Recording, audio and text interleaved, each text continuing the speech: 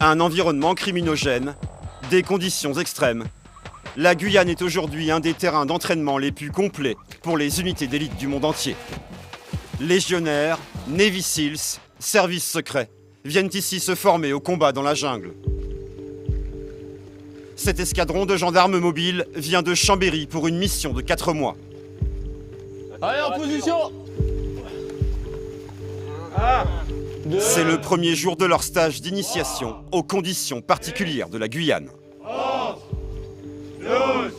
Et le premier contact avec le terrain est plutôt musclé. Perche en haut. Mais ce premier exercice n'est qu'une mise en jambe. Ces nouveaux arrivants ont 4 jours pour assimiler toutes les techniques spécifiques à la Guyane. Des techniques plutôt dépaysantes. Ok, préparez-vous, après le virage, on saute. Ce matin-là, les stagiaires doivent se former à l'arrestation de Garim Perros à bord d'une pirogue.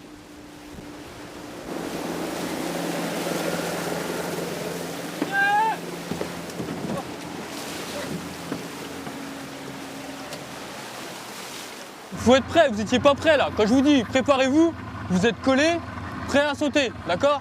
Quand je dis sauter, vous sautez. Pour les stagiaires de Chambéry, l'exercice continue. Sautez! Sautez! Ils doivent maintenant apprendre à plonger en eau trouble, chargés d'un barda de plus de 9 kilos. Ces gendarmes pourraient tomber à l'eau lors d'une course-poursuite. Sautez!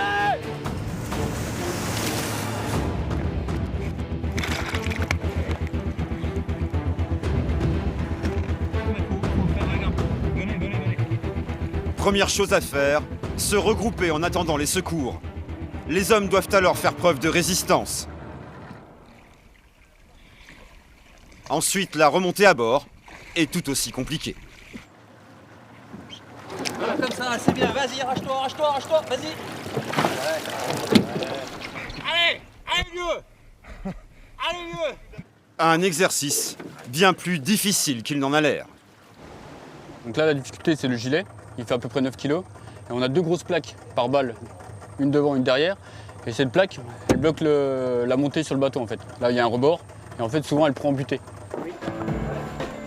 La journée touche à sa fin. Avant de rejoindre le camp où ils vont passer la nuit, l'escadron mobile apprend à se laisser dériver en grappe.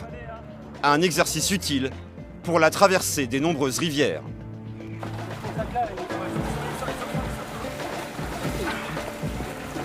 La Guyane, c'est la dernière terre d'aventure.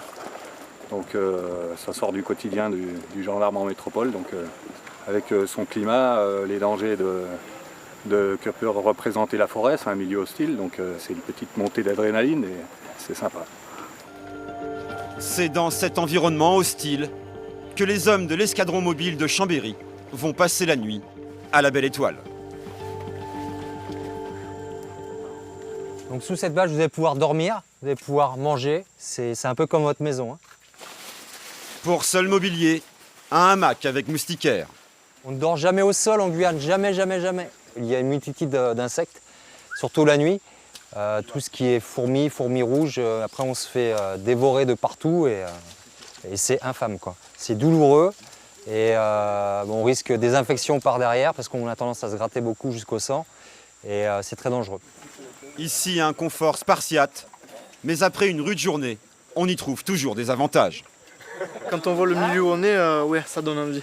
C'est toujours plus confortable que de dormir à droite à gauche sous la flotte ou comme ça. Au moins on est au sec. Ok les gars, maintenant vous dépêchez là, vous montez vos bivouacs. D'accord? Prenez la douche rapidement, je veux plus voir personne, vous dormez tous. Sous cette pluie équatoriale, les gendarmes installent leur campement et se préparent pour la nuit. Une nuit qui tombe à 19h sous cette latitude.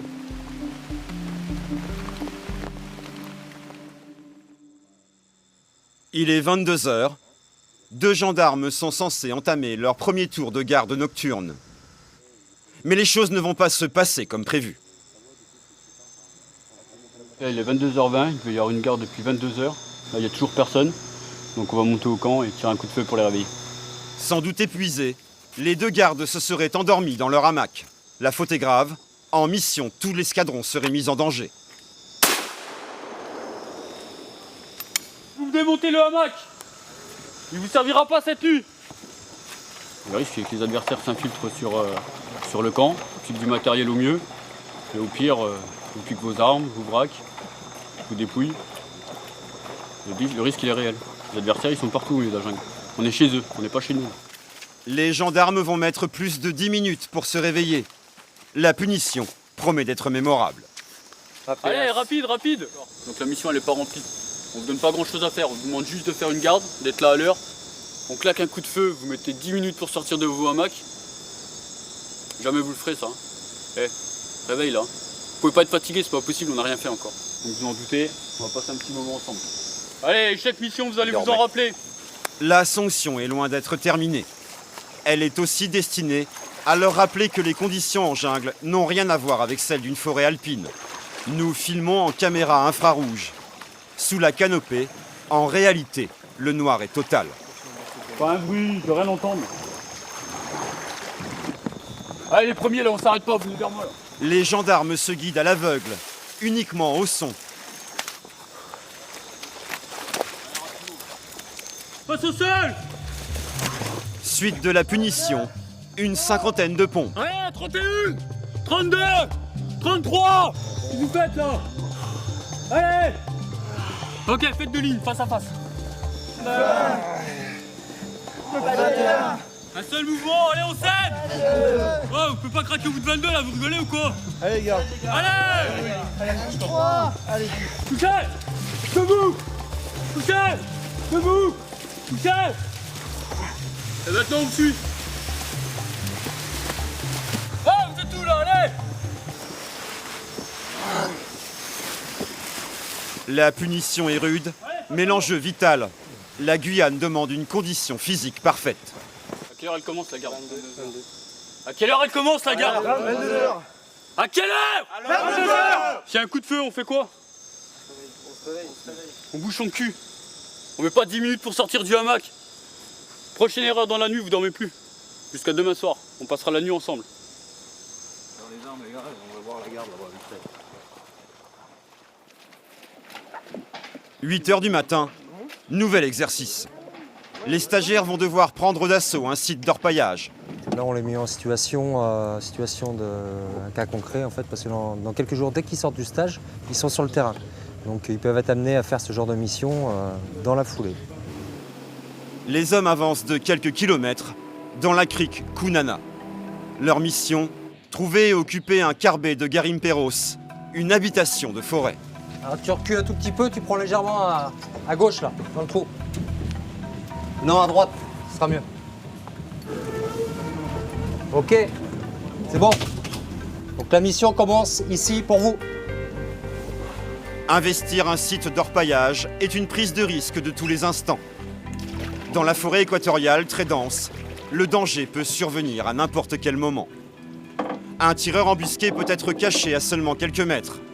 Alors il faut d'abord sécuriser la zone, avant même de chercher le site. Donc là, ils sont à la recherche d'un layon. Donc un layon, c'est un itinéraire où circulent régulièrement des personnes à pied, donc ils laissent des traces. Donc leur objectif, c'est d'essayer de repérer ce layon. Un layon, un petit chemin tracé dans cette végétation par les allers et retours des Garimperos. Bien observer la végétation. Donc il arrive qu'on voit des choses comme ça, là, on a une branche complètement cassée. D'accord. Donc ça va indiquer une direction de marche. Une pluie torrentielle commence à tomber. Chercher la cible dans ces conditions est encore plus éprouvant.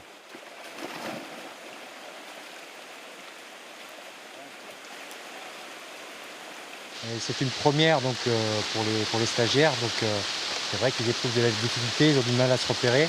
Ou des racines qui montent, donc on se prend les pieds dedans. Difficile de regarder devant parce qu'il faut regarder où on met les pieds. Donc c'est vraiment compliqué de progresser. Soudain, derrière quelques branchages, le carbet. Une cabane de forêt. C'est ici que vivent les Garimperos.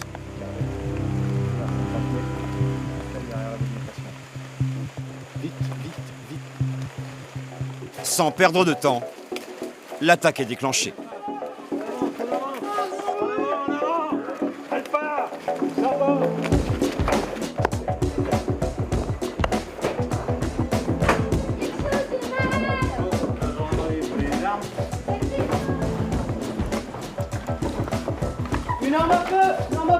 Une arme est retrouvée dans le carbet. Mais les gendarmes vont avoir une autre urgence à gérer. Ça fait mort par un serpent. 7 militaires jouent le rôle d'une femme Garimpero blessée. Pour les stagiaires, changement de priorité.